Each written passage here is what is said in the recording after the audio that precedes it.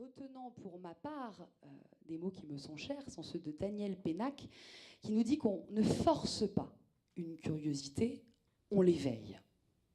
Et ça, on a souvent tendance à l'oublier.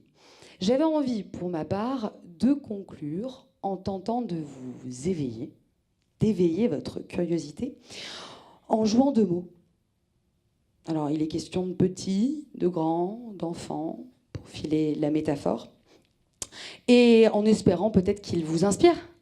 En tout cas, pour moi, ils ont un peu de leadership, ils font autorité dans ma vie, surtout la conclusion, si je puis dire. Alors, ça commence ainsi.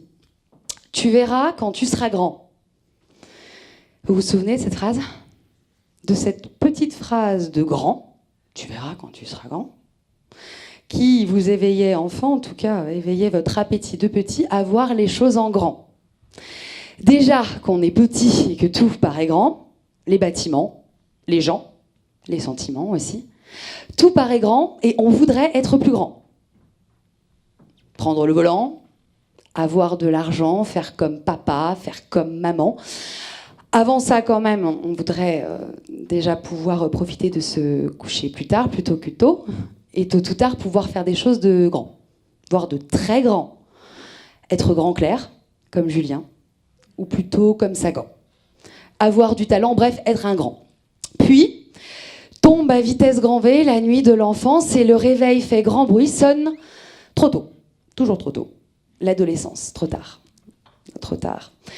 Trop tard, trop tard, trop tard, on grandit, la cour des grands se profile.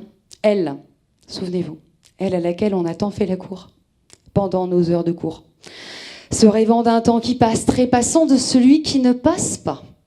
Allez, que court le temps en cours, là. Quoique, t'as vu ou pas ? Je crois qu'il court quand même beaucoup, les gens autour. Finalement, on va peut-être prendre son temps. Là, on n'est ni trop petit, ni trop grand, juste entre, jusqu'à 30. Jusqu'à l'âge qui fait dire qu'on ne l'a plus, de faire ci, de faire ça. Qu'on entre quand même vraiment dans la cour des grands.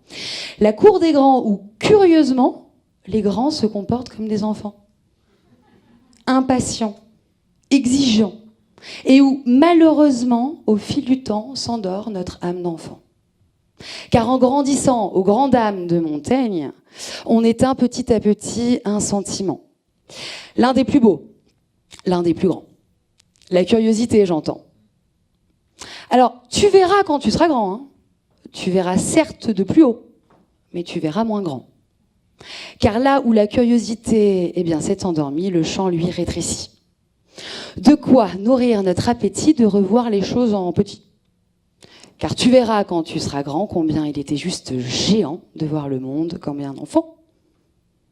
Et combien il est grand temps, je crois, en grandissant, de réveiller ce sentiment. D'apprendre à regarder le monde comme un enfant, à lever la tête du guidon de nos vies, et la philosophie nous y aide, apprendre à regarder le monde comme un enfant avec les ressources d'un grand.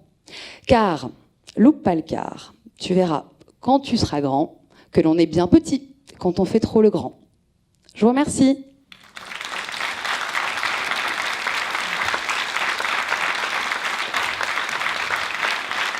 Merci.